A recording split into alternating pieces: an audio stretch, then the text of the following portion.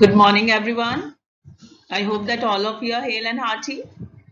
Student, today we will do Act 2, Scene 7.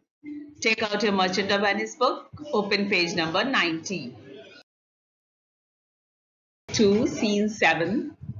Students, this scene has been set in Belmont, and the place it is a room in Portia's house. In one of the room in the house of Portia, flourish of cornets means sound of trumpets. Enter Portia with the Prince of Morocco and their trains. Their trains over here means their respective followers. Portia then says that just draw the curtains aside, just move aside the curtains and show the caskets to this noble prince. And then she turns towards Prince of Morocco and says that just choose the casket. Then Morocco says the casket of gold, which has a following inscription: whoever chooses me will gain what many men desire. And the second silver casket has an inscription written on it that whoever chooses me shall gain as much as he deserves.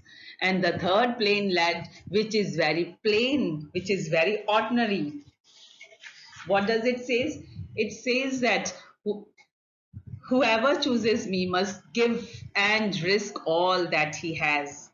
Then he says, how shall I come to know that whether I have chosen a right casket or not? Then Portia tells to Prince of Morocco that one of them has her picture. One of the casket contains her portrait, her picture. And if you choose that one, and if he chooses that casket, then Portia will marry him. Then Morocco says that may God guide him to choose the right casket. Let me see. I will. Then he says that he will just go and read the inscriptions again in reverse order, means backward: lead, silver, and gold. Earlier he has read gold, silver, and lead, so he is going to read it backward again. What is on the lead casket? Then he says that whoever chooses me must give and risk all that he has, must give, and for what I will give, and what do I will get in return. Should I take a risk for this ordinary matter? This casket contains a warning. It seems like this inscription is warning a person that if you chooses me, you have to give everything. So man who risk everything, they do it only for one thing, that is to get some reward. A noble mind never stoops low. That a noble mind, a wise people, they do not bow down for the worthless things. So I will not give anything and I will not risk anything. Next, what does the silver casket? Then he moves to the next casket and says that what silver casket with such a pure color? What is inscribed on it? The inscription written on silver casket is, whoever chooses me shall receive as much as he deserves. Then he says to himself that please hold on, stop here and judge your worth with an impartial view. You must judge yourself, and while judging yourself you should be impartial. If you are judged by your own standard, your pearls may be very high. If I'm going to judge myself, then it will be that his merits are going to be too many for him, yet it may not be sufficient, but then too it may not be sufficient for the beautiful lady. And yet to be ensured of what I deserve is a sign of weakness which would bring discredit on myself, or which may work against my chances of winning the lady. And yet to be ensured, but he says that even though it seems like that I have lot of merits, but still these merits may not be enough to be getting married to win the lady. I should get as much as I deserve. Well, that must be lady herself. So it is then I think that I deserve the lady, that I should get whatever I deserve. It means that I deserve the lady. And then he says that why he deserve her. I deserve her because of my royal birth. Royal birth means that he has been born in a royal family, because he has lot of wealth, and because he has lot of virtues. He is very virtuous, and also the way he has been brought up. More than all of these, but more than these things, he deserves Portia because he loves her. What if he says that he doesn't go to the next casket and make the choice here? But then he says that no, no, let me see what is written on the gold casket. The inscription on the gold casket, he says, it is whoever chooses me will gain what many men desire. Then he says that what? That what many men desire, that is what most of the people on this earth desire, to get married to Portia. Because from all the parts of the earth, the people are coming here to kiss the shrine of this saint in human form. Portia is a saint in human form, and her house has become like a shrine.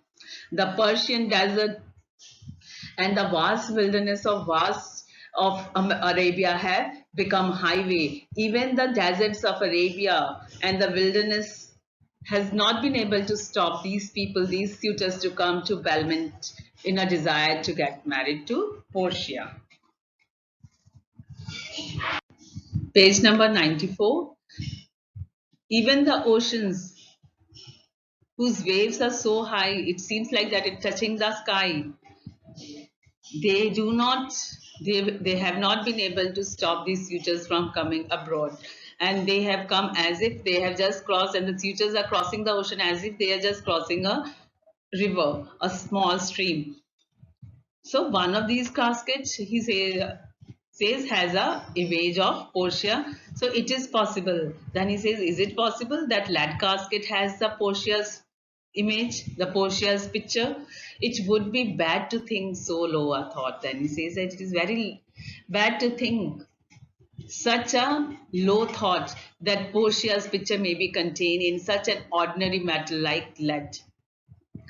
It is very ordinary to contain, if it is very ordinary even to contain her winding sheet when she is put into the dark grave, that even this metal will not be used as a coffin for Portia. Shall I think that she is locked up in a silver casket, which is only a tenth of worth of pure gold? That it might be that she has been, her picture has been put in a silver casket. The silver, which is not as costly as a gold casket. It is cheaper than gold, 10 times cheaper than gold.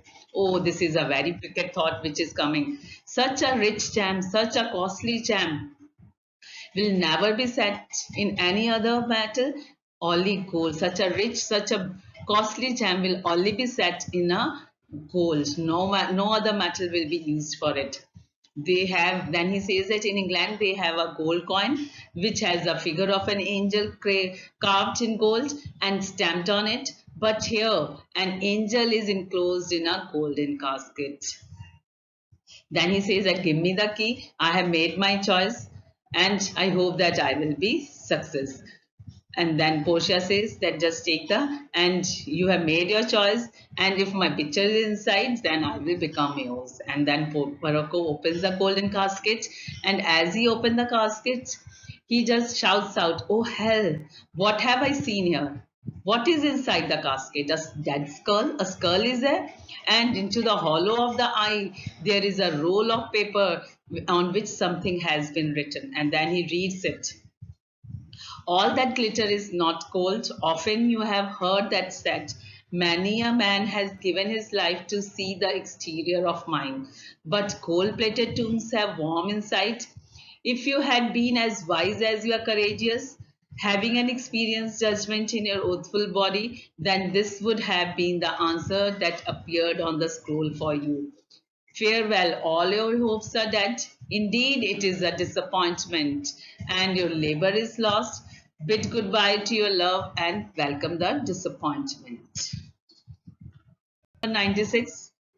Then Prince of Morocco says to Portia that, Portia, goodbye to you. I am very sad at heart to give you a formal farewell, and the loser should depart and should go away in this way. And then he leaves with his followers. And again there is a sound of trumpets. Then Portia says, oh, good riddance, that it is very good thing that I have got rid of Prince of Morocco in a very good way. Draw the curtain and let us go. Let's draw the curtain, and may every suitor make a choice like him. And they too moves away from the stage. Students, please read the scenes thoroughly, line by line. Thank you.